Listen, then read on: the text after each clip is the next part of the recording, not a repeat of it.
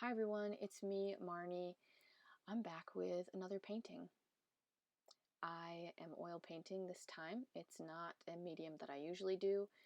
Normally I paint with watercolor. That's very comfortable for me, but it's a new year and I wanted to exercise some different artistic muscles, if you will. So I broke out my oil paints and I'm painting a portrait.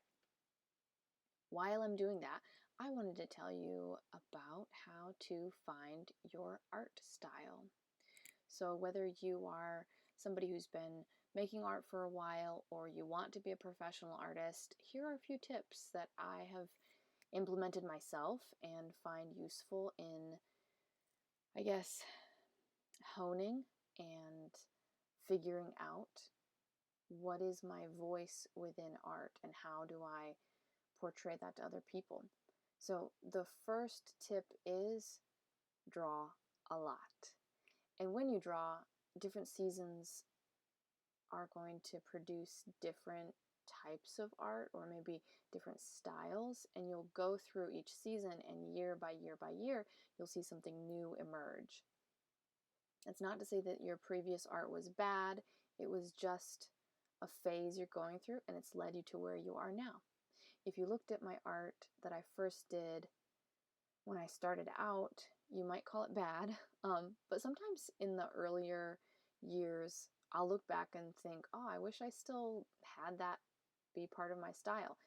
Anyway, style is ever evolving. Please allow that for yourself, but also know that as you keep going, that's how you're going to more and more gravitate towards what it is you're meant to be making. So another tip is to find other artists whose style you admire and to analyze it. Why do you like it? Do they use certain colors? Do they depict certain characters? Do they have certain scenes? Are they sending a certain message? Why do you want to make art like these people? I would pick three. I have three artists that I really enjoy. One's name is Stacy Rosich. She has vivid colors, crisp lines, and makes these really fun and busy scenes. I also enjoy Carson Ellis. She is a children's book illustrator, and she has these beautifully simple yet arresting images. And if you don't know her work, you should look it up. It's really, really good. I also like Holly Exley. She's a modern watercolor artist, and I enjoy her for her surprising use of watercolor and her unique techniques. So those are three people that I've admired for years now and taken elements of what they do and added it to my own practice. It's really important not to copy.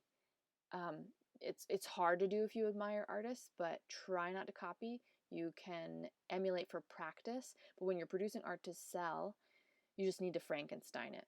That means like taking bits and pieces from people that you like to make something different and new.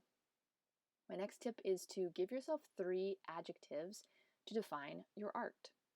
What are 3 ways that you can describe what you're making and why?